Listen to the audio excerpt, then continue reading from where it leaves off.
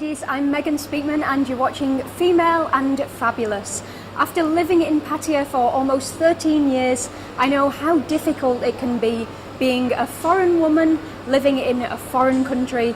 Sometimes it can be hard to make friends with the locals because there's a different cultural background and there's a language barrier. So it's always nice to meet other foreign ladies living here in our wonderful city to share experiences. So today I'm here at the Rufino restaurant at the Centara Grand Pratamnak Hotel, and I'd like to introduce you to a special guest for today's show. She's quite popular here in Pattaya, Eileen Denning from Yorkie's Pork Platter. Eileen, welcome to Female and Fabulous. Thank you, Megan. Thanks for inviting me. It's a pleasure to have you here. So, first of all, I'd like to say I am a big fan of Yorkie's. I absolutely love your pork pies. I've been eating them since I first moved here. But before we go into Yorkie's and what you do here in Pattaya, could you tell me a little bit more about yourself, where you're from, and a little bit about your background? I'm from Yorkshire, from Keighley in Yorkshire. My first husband was a butcher. We had a butcher shop for 10 years, which is where I actually met Norman, my second husband. My first husband and I were selling our shop. Norman was selling his shop. So we decided to buy Norman's shop. Norman was retiring out here, that was his plan anyway. So we decided to buy Norman's shop. Norman came to move out here, but then sadly my husband and I split up. But Norman and I kept in touch with each other, and he came back for a year to the UK, and he worked with me in the shop. Then we closed the shop down, and he said, you know, there's a niche, there's a hole out in Pattaya. We could do this out there. There was no one here at that time making pies. Had you been here before? I'd never been to Thailand before. So it was your first time? My first time. Norman started coming here in 1992 with a friend of his. And they'd sort of half planned on retiring, half retiring, and half making pies, and his friend half making bread, which is what they did.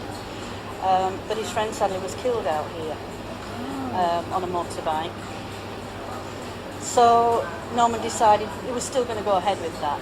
So he moved out here and retired.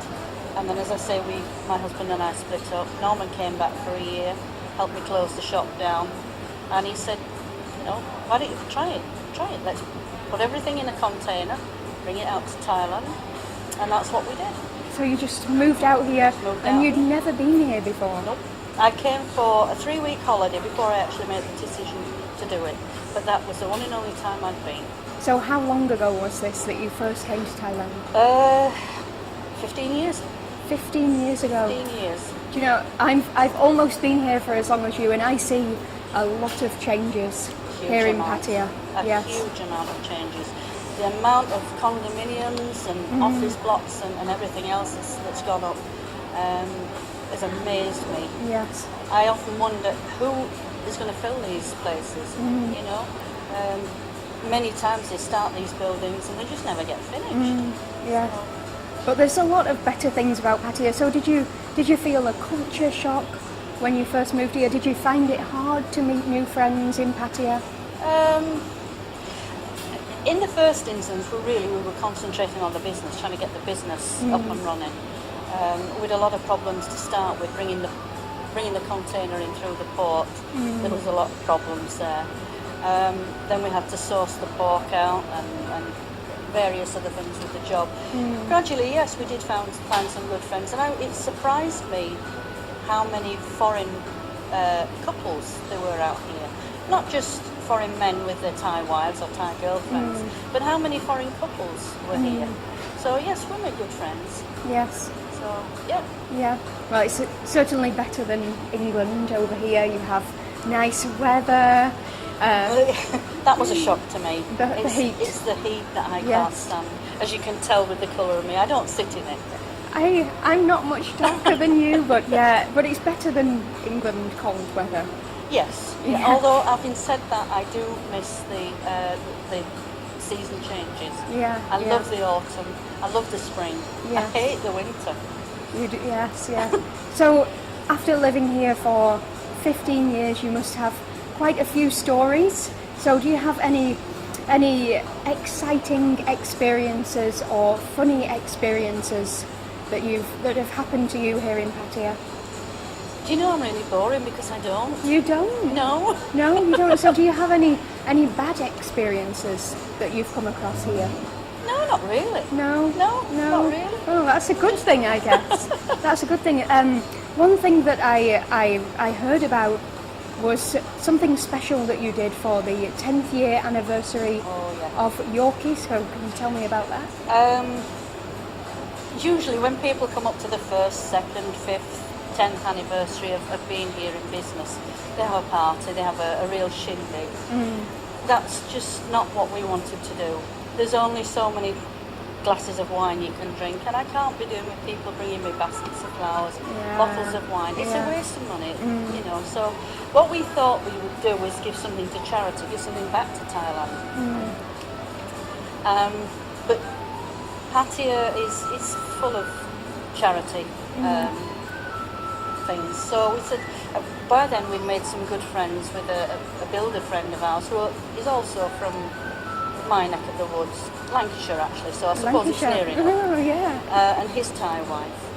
She's from Yasathon, North Thailand, so I asked her if there was anything in her village that we could help with. And what she said was that the school that she used to go to was in desperate need of a new roof. So we went up there and had a look, and our friend looked at it and he said, there is no way, if we take this roof down, the whole lot will collapse. It was that bad. It was so bad. They couldn't turn the fans on because the ceilings were waterlogged. Yeah. When it rained, they moved the children into another area because they were frightened of the ceiling collapsing. So we said, well, how much will it cost to actually put a new school together? And he said, around about 750, $1 million. So I said, well, you know, come on, surely we can do something. And at that time, we had a little band that we played together, 60s music. So you had a band here in Pattaya? Yeah, of such. Well, it's a bit of a musician yourself then. I'm more of a singer than a musician. Singer? Oh. So we did a few gigs and a few parties. And then Tom said, look, why don't we put a big celebration together for the 10th anniversary, which is what we did. We had some friends. We actually found some people in the Thai Navy who could play trombone, trumpet.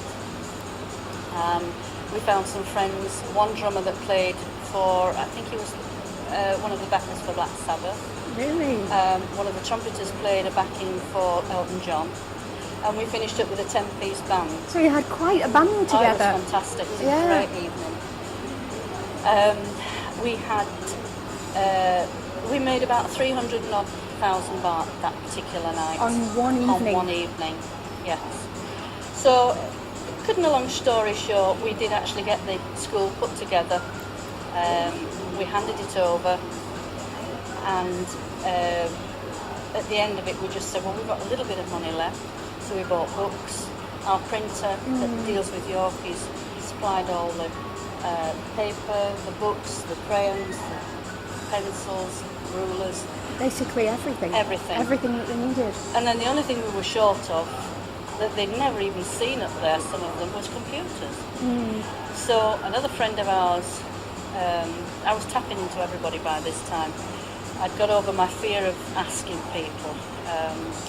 I could actually see people crossing over the road to avoid me because I was saying, can you donate? Can you do? Yeah, at least you were trying. Yeah. So we approached Standard Chartered Bank, and they offered to help us, and at the end they gave us 15 computers. 15 computers. They took them up there themselves, they installed them, and they gave them some lessons. I bet the kids love that. It's great. It's great. Well, it's nice to hear that you took that opportunity of your 10th year anniversary to do something good, not to just have a party and get drunk, wake up with a hangover, and it's all finished the next day. Absolutely. So yeah, it's really nice to hear that you actually did something for the needy. And another thing that, well, I know very well about the Pattaya players because I was part of the last performance. And very well you did too. Yeah, I really enjoyed it. It was fabulous. So how did you get involved with the Pattaya players? again, it was just meeting people and knowing somebody that was in it and said, why don't you come along and audition to one of our plays? I went along. I said, I'll come along and watch and see what you do first. It was a long time since I've been on the stage. I have done a couple of musicals back in the UK, and I have done pantomime, played Principal Boy in 2 pantomimes back in the UK, but that's a long while since. So I went and I listened to a reading, and I said at that time I didn't really want to sort of do anything, but I'd help behind the scenes. But I did actually finish up doing a little bit in that first one, and then I was hooked. How long ago was this? About 4 years. 4 years ago, and you've been part of the Patia Players team ever since? Ever since, yeah. Yeah, it is a fun... I took great. part in the last one, and it was lots of fun, and it seems like a really nice way to meet new friends. It is, yeah. It's hard work, you know, when you're learning your lines, and if you've got a lot of lines, and you're going over them twice a week for 6 weeks. Yeah. By the time you're getting to the end, you're thinking, oh, I'm fed up of this now, you know. But once you're actually performing it, and it's great fun, you know, you get a real buzz people out of will it. laugh, people laugh, and people cheer. Yeah, you get a right buzz out of it. Yeah. It's brilliant. It does seem like a lot of fun. So, what do you think are the advantages of being a foreign lady here in Patia?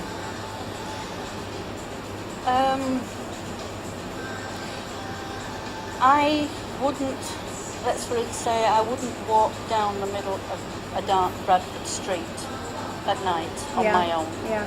I have no issues with walking in the middle of a dark Bangkok street on my own. Yeah. I feel a lot safer here. That's an advantage for a foreign woman here. I think. You feel a lot safer. Definitely. I've never really felt I don't unsafe. feel threatened. No. Yeah, everybody's friendly. Yeah. And do you think there's any disadvantages of being a foreign woman here in Patia? It's difficult. Now I'm on my own, yes, I do feel a little bit more sort of out on a limb. If I hadn't got the Patia Players, I'd really feel sort of trapped. But not really a disadvantage, no. So talking about that, about when your husband passed away, how did you feel? How did you get over it and get through it? You don't. You just get on with it. Yeah. You have to do. So you plan to stay here in Patia? Yes. In fact, we've just been nominated for an award. Oh, yes, I heard about Bangkok. that, yeah. So we're in the process of...